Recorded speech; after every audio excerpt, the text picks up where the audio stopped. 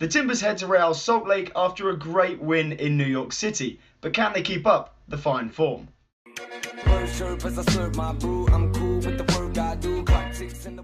So welcome back, new and returning viewers, to what feels like the first Talking Timbers episode in quite a while. I've been very busy at work trying to make that money to get a better setup here and to get myself out to America next year. But yeah, I've been super busy. If you've been looking at my Twitter, I'll keep you updated there. But yeah, sorry for the lack of content being uploaded onto the channel, and my apologies for this match preview to the RSL game only being uploaded a few hours before kickoff. With that out of the way, let's do a quick little recap of the New York City game. I'm sure you know the Timbers come away with a 1-0 win, a fantastic road win. For a short period of time actually took us on top of the Western Conference before Vancouver went above us, and they actually had 2 games in hand, but it still nonetheless very tight, and it was a crucial win in this playoff race. The Timbers, simply went 1-0 up thanks to Diego Valeri, an assist from Darren Mattux. But it was a game that kind of New York City looked like they controlled when I was watching it. They had a lot of possession, had that Pirlo in midfield who, well, made the mistake for the goal. Darren Mattux, some great hustling, then set Valeri for the 1-0 lead. But yeah, both teams really had very good chances, and both keepers for each team were in fine form. Attinella for us was outstanding, and personally my man of the match. He was unbelievable. I think there was one header save where it was just right below him to his right hand side, which he got down to and kept the score at 1-0, which was insane, an unbelievable save, and really putting himself up there to keep the goalkeeping spot, the number 1 spot, taking away from Gleeson, who started the season as number 1.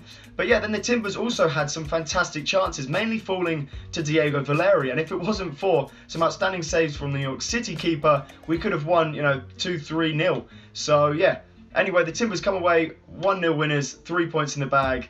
And now we go again against Real Salt Lake. So moving on to the Timbers injury list for the game away at Real Salt Lake tonight. Now it's been pretty hard to get this list of unavailable or questionable players, as Claire Porter in a press conference a few days ago said that a lot of these players were just questionable and they'd only know probably 24 hours to the game or prior to it. So yeah, a lot of these players really I'm still unsure about, and I think a lot of people are.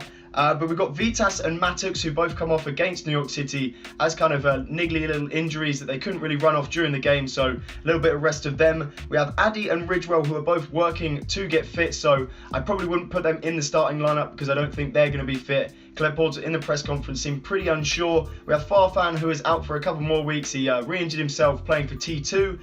We have Attinella, who had a sore shoulder, but I think should be okay. We also had Gleeson, who was questionable for this game, but Claire Porter said that he's been training with the lads all week and he is fine. But it's going to be interesting to see if he makes his way back into the team replacing Attinella, or if Attinella keeps his spot for originally replacing Gleeson whilst he was injured. And then lastly, we have on the suspended list, due to yellow card accumulation, Diego Chana. So let's take a look at the Western Conference standings going into this game against RSL. It's going to be a difficult one. They're not the worst team at home. They've got 6 wins, 4 draws, 4 losses, and I just think they're one of the most inconsistent teams in the MLS. You never really know which team you're going to face. The return game at Providence Park a few months ago, we got beaten 4-1. We got absolutely battered. It was one of the worst games that I've ever witnessed as a Timbers fans, the way we just completely folded and got battered really. But that's what happens if you give the players of RSL, the quality players, time and space. They've got Beckerman, Mulholland, João Plata, and obviously in goal, Nick Romando, one of the best keepers in MLS history. So yeah, it's going to be difficult. I'd take a point. A win obviously would be fantastic, but RSL are trying to mount a bit of a late playoff push. The teams above them do have games in hand, like Houston Dynamo, Dallas, Sporting KC, all got 2 games in hand on Real Salt Lake. So yeah, it's going to be difficult for them to mount a late playoff push. But yeah, I'm finding it difficult to predict the score for this one. I'm really excited. It's actually on at 2:30 AM here, and surprisingly it's actually on not national TV, but one of the sports channels here, so I don't have to get up MLS Live to watch it. I can watch it on the TV as normal. I was very surprised to see it on. But yeah, super excited, cannot wait. Now let's move on to the Timbers team that I want to see face RSL. So in goal, I've opted for Jeff Attinella. That is, if he is fit. I've opted for him over Gleeson, who is now fit. I just think that he's worthy of staying in goal and replacing Gleeson for possibly the rest of the season. I think he's been consistently good in each of these games. Yes, he's made a mistake here or there, but as every keeper does, and being the last man, when you make a mistake as a keeper, it often leads to a goal. Now I could say the same thing about Gleeson, but I just think that he's made too many inconsistent performances over the course of the season. He doesn't seem to do the basics all too well. You know, things like punching, catching, all these sort of stuff. Yes, he's a fantastic shot stopper and a brilliant reflex keeper, but I think Atanelli is just as good at those things and even better at doing the simple stuff which you need a keeper to do well.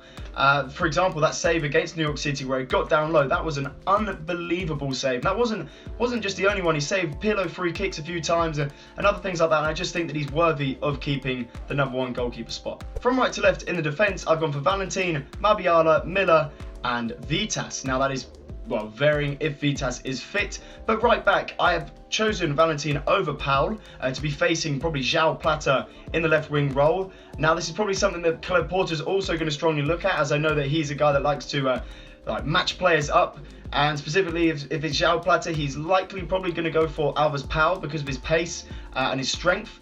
But I don't know, I think that Valentin deserves this chance to start and prove himself against João Plata. And I think that Valentin is a smarter defender than Paul. Therefore, even though he hasn't got the same pace that Paul does or that Plata does, he's smarter and he knows not to let him turn him, not to let him dive in, which is something that Alves Paul does way too often. He needs to just stay on his feet. Valentin does it well, you know, if he can just stand him up, show him away from goal, Plata won't get anywhere. He really won't. He's not the best technically gifted player, but he's just got so much pace in abundance, and he's got, you know, he can just turn on a sixpence. So you just got to really defend very well against him and defend tactically and smartly and should not rush in. So I think Valentin could do very well against him. Now in the two centre-back roles, I've gone for Miller and Martial. I think these two are creating quite a solid partnership with each other, and not really much more to say about them two. And then obviously at left-back there is Vitas if he is fit.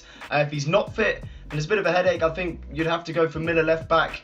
I don't know, Miller left-back and then another player centre-back, probably Ridgewell if he is fit, or Olum. But yeah, that's what I'm hoping, that Vitas is fit, and then that's a pretty solid back line. So the two centre defensive midfielders that I've gone for is Guzman and Barmby. Now Chara is suspended, therefore you know that defensive midfielder slot is available and is open to a player.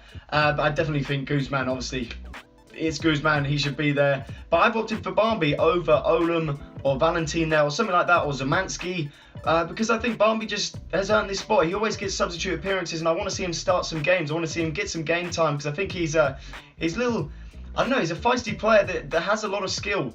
You know, you saw this in the Real Salt Lake game when we got beaten 4 and he actually scored from about 30 yards out. Yeah, I think Romando may have slipped, but he had the audacity to take the shot. And I think him on confidence, when he's had some game time and gets some confidence flowing in him, I think it could be a good role for him. Or you put him out on the wing and then Nagby drop him in centre defensive mid. I don't know, but I just like to see him get some more game time, and I think he should start. So the attacking four from right to left, we've got Blanco, Valeri, Nagby, and up top Matux. Now Blanco, Nagby and Valeri, not really a lot to say about them. This was the attacking three that faced New York City, and I thought did very well. You know, not the best that they've done previously, but they still managed to create chances, and they're just becoming such a threat to any team in any defence. I would not want to face them if I was a defender. I think they've all got such individual class, and Diego Valeri's getting involved with every single game and getting goals. I think he's already broken the Timbers record, or I don't know what it is, some sort of record for scoring so many goals consistently in games back to back. So yeah, keep going Valeri. He's up there for MVP. And then up top, we've got Matux over Ebabisse, and I think Addy's going to be injured for this one. But yeah, I'd like to see Ebabisse come on still for Matux, as he did against New York City, and he still created one big chance for Diego Valeri, who should have scored, but it was a fantastic save from the New York City keeper. But yeah, Matux on, and then Ebabisse on for him. So yeah, that is the team that I would like to see face Real Salt Lake tonight. If you have any changes to it, or just let me know your opinions on the team that I named, name your own team in the comments below or on Twitter, something like that. But yeah, the score prediction that I'm going to go for, I said that it's going to be a difficult one to call, but I just think we're in such good form at the minute. I'm going to go for a 2-1 win for the Timbers. Or yeah, 2-1 win for the Timbers. I'm going to go for a 1-1 draw, but I think it will be 2-1. I think we've got so much quality in Nagby, Valeri and Blanco. I think it's going to show in this one, and the defence, if they can stay strong against what can be a very dangerous RSL, I do think they'll get a goal, but I think overall we're going to come out on top. So that is the end of the video, guys. If you did enjoy it, do leave a like, but just thank you for all the continued support, even whilst I'm not making content. It's been overwhelming on Twitter, on YouTube, all this sort of stuff was continuing to grow. I think we're almost at 160 subscribers now, which is unbelievable. I did just want to say, I tweeted yesterday about a little bit of a surprise. The surprise is, I don't know how you'll take it, but I'm quite excited to say that FIFA 18 is soon coming out, and I want to kind of integrate that into the channel as much as I can by doing a Portland Timbers career mode or an MLS Ultimate Team series. If you don't know what FIFA is, or if you've never really played the game, I'm sure a lot of you viewers have. I was live streaming it the other week, and it seemed to have a few people involved or enjoying it. So yeah, I'm planning to make more content when that comes out to do with FIFA, but don't worry, I'll still be making match previews and match recaps when I can, when I don't have work, because work is a big pain in the arse, and it really annoys me because I can't enjoy myself making these videos. I've got to just keep grinding the work out. But obviously when I have the time, I make these videos and I really enjoy it. So yeah, thanks for all the continued support, and if you enjoy them yourself, let me know in the comments below, and subscribe for more weekly Portland Timbers content. But yeah, thank you guys for watching, and let's go Timbers. I'll see you in the next one.